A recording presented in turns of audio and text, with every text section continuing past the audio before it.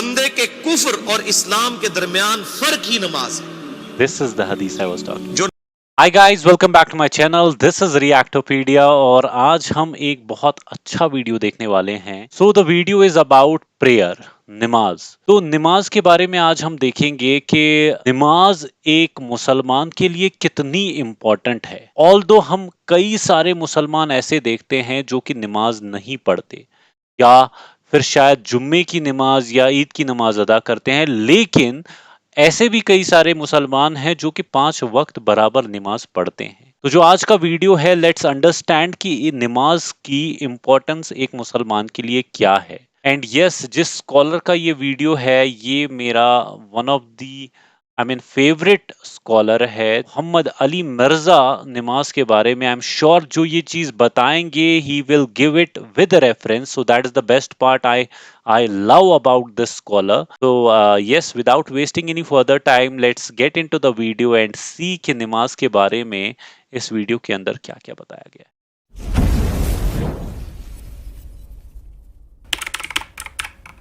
اور بھائی اللہ نے کب کہا ہے کہ مجھے تمہاری نمازیں چاہیے؟ اللہ تو کہتا ہے تمہیں تمہارے لیے نمازیں چاہیے. بالکل. اور نماز کو اتنا کیجول بنا لیا انہوں نے. صحیح مسلم کے اندر حدیث ہے، آپ صلی اللہ علیہ وآلہ وسلم نے فرمایا بندے کے کفر اور اسلام کے درمیان فرق ہی نماز ہے. This is the hadith I was talking. جو نماز پڑھتا ہے وہ مسلمان ہے، اور جو نماز نہیں پڑھتا وہ پاکستان کے شناختی کارڈ میں مسلمان ہے، اللہ کی ڈیفینیشن میں وہ عملاً کافر ہے.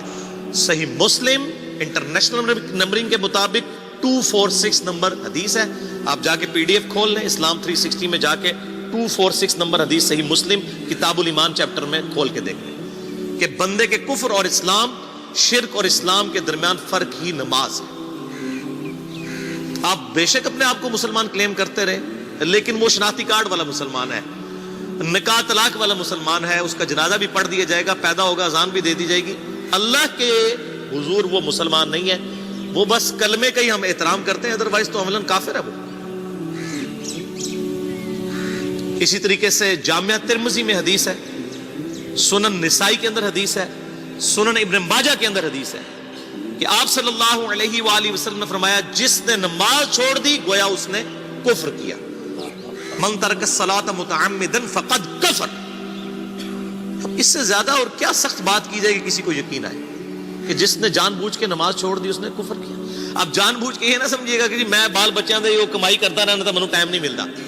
جان بوجھ کی ڈیفینیشن بھی نبی علیہ السلام نے بخاری اور مسلم میں موجود ہے کہ اگر کوئی شخص بے ہوش ہو جاتا ہے یا سویا رہ جاتا ہے، یہ 2 آپشنز ہیں، یا تیسرا آپشن ہے وہ بھول جاتا ہے، تو جیسے یاد آئے اسی وقت وہ والی نماز پڑھ لے. لیکن جو شخص دنیا کو ٹاپ پرائورٹی مانتا ہے، اپنا آفس چھوڑنے کے لیے تیار نہیں، اپنا کلینک چھوڑنے کے لیے تیار نہیں ہے، اور اپنی دکان چھوڑنے کے لیے تیار نہیں ہے نماز کے لیے، تو ظاہر ہے کہ وہ تو اپنے آپ کو دھوکہ دے رہے ہیں. اللہ تعالیٰ تو اپنے معاملات کے اندر بالکل اسٹریٹ فارورڈ ہے. بالکل یہ ذہن میں رکھ لیں. جامعہ ترمذی میں صحیح سند کے ساتھ موجود ہے، عبداللہ بن شفیق تابعی رحمہ اللہ تعالیٰ کہتے ہیں کہ صحابہ کرام علیہم رضوان صرف نماز کے چھوڑنے کو ہی اعمال میں سے کفر سمجھتے تھے.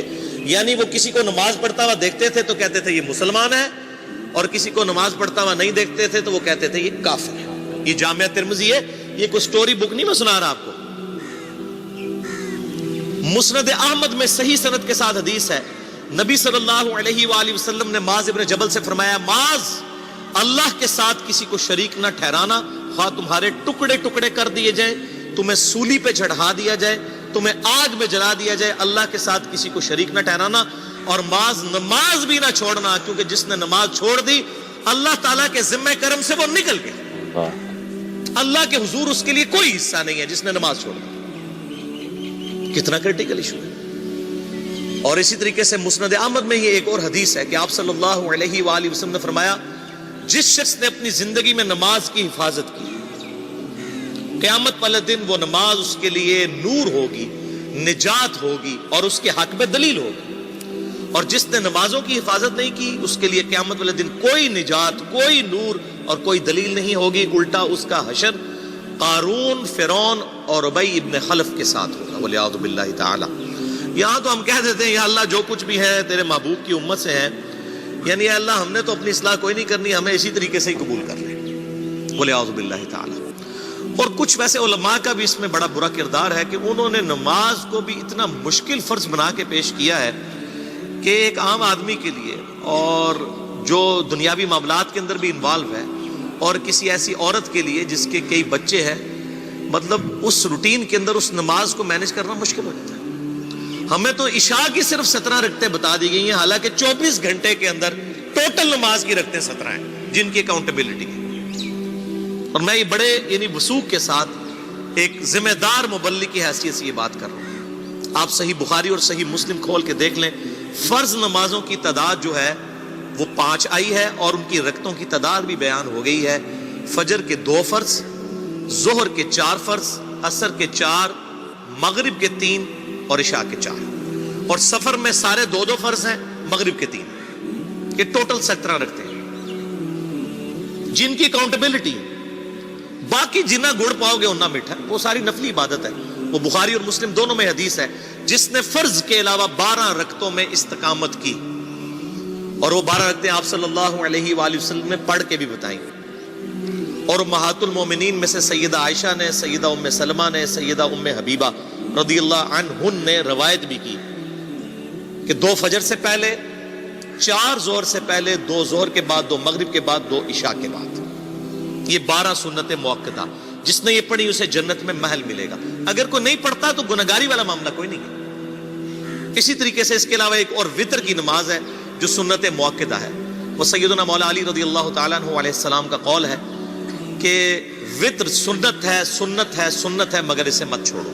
ہے سنت ہے لیکن تاکیدی ہے. آپ صلی اللہ علیہ وآلہ وسلم نے سفر میں بھی وطر اور فجر کی 2 سنتیں پڑھی ہیں, لیکن یہ صرف افضلیت کے اعتبار سے تاکیدی ہیں, ان کی کاؤنٹیبلٹی کوئی نہیں ہے.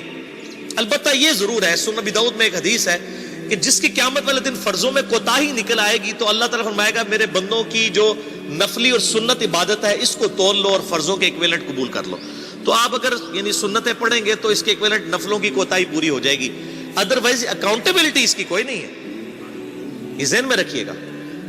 صحیح بخاری اور مسلم دونوں میں حدیث موجود ہے. ایک صحابی آئے, انہوں نے کہا یا رسول اللہ صلی اللہ علیہ وآلہ وسلم, میں جنت میں جانا چاہتا ہوں, مجھے کوئی شارٹ کٹ بتا دیں.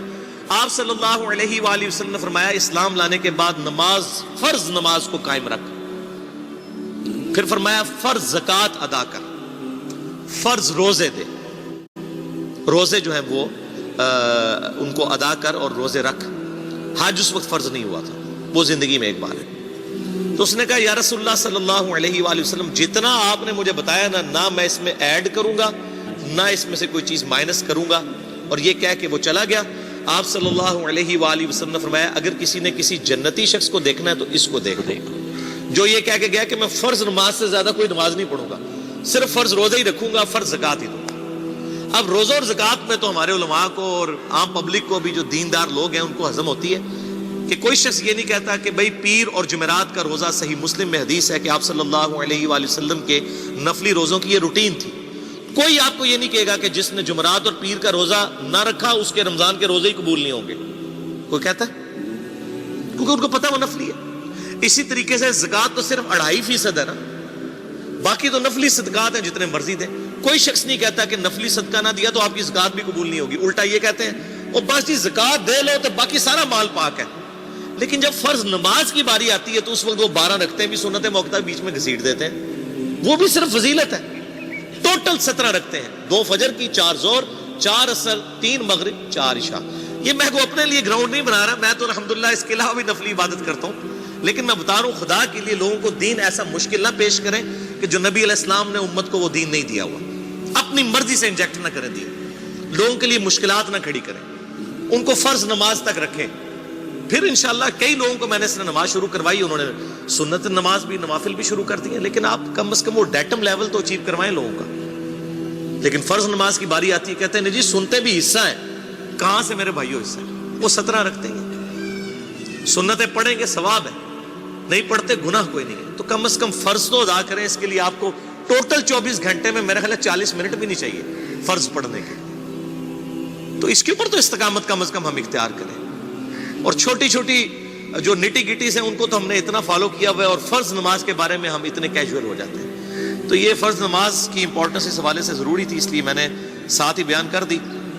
سو this was the video and I am sure کہ بہت ہی انفارمیٹیو ویڈیو تھی. جیسا کہ میں نے سٹارٹنگ میں بتایا تھا کہ بندے کے کفر اور ایمان میں فرق ہی نماز ہے، اور جتنے اچھے طریقے سے اسکالر نے اس چیز کو ایکسپلین کر کے سمجھایا ہے ود ریفرنسز کہ کتنی امپورٹنٹ ہے ایک مسلمان کے لیے نماز. اور یہ نماز وہ اللہ کے لیے نہیں پڑھ رہا، وہ یہ نماز خود کے لیے پڑھ رہا ہے. It is important for your self, کیونکہ تمہاری نماز ہی ہے آگے جا کے جو تم کو جنت اور جہنم میں لے جا سکتی ہے. اور سب سے بڑی چیز جو میں نے نماز کے بارے میں سنی ہے کہ نماز برائی سے انسان کو روکتی ہے، اور اگر تم نماز پڑھتے ہو اور کسی غلط کام میں ملوث ہو تو یقین مانو اگر آپ نماز پڑھو گے تو وہ آہستہ آہستہ وہ غلط چیز آپ کرنا چھوڑ دو گے. اور سب سے امپورٹنٹ چیز کی جو اس اسکالر سے میں نے سنی ہے کہ فرض نماز ہی امپورٹنٹ ہے، آل دو سنتیں بھی اپنی جگہ پہ بہت امپورٹنٹ ہے، کیونکہ آخرت میں اگر کسی انسان کی نماز تولتے وقت اس کی فرض نماز کم پڑ گئی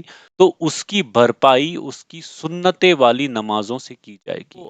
سب سے امپورٹنٹ ہے کہ آپ پہلے اپنی فرض نماز پہ آئیں، اپنی فرض نماز کو ادا کریں، اور اس کے بعد سنتوں کو بھی ادا کریں، کیونکہ this is something which will help you tomorrow. اور انسان کے لیے نماز بہت امپورٹنٹ ہے، کیونکہ یہی ایک راستہ ہے جس سے تم اپنے رب کے ساتھ مخاطب ہوتے ہو. اور یہ جو نماز ہے اس کو اللہ جل شانہ نے اپنے پیغمبر کو آسمانوں پہ بلا کے عطا کیا، تو آپ اس کی فضیلت سمجھ سکتے ہیں کہ یہ فرض کیوں ہے اور اس کے فائدے آگے جا کے انسان کو کتنے ملیں گے. تو yes, this was the video for today and I am sure کہ بہت سی انفارمیشن اس میں ایسی تھی جو کہ شاید ہمیں آج تک نہیں پتا تھی.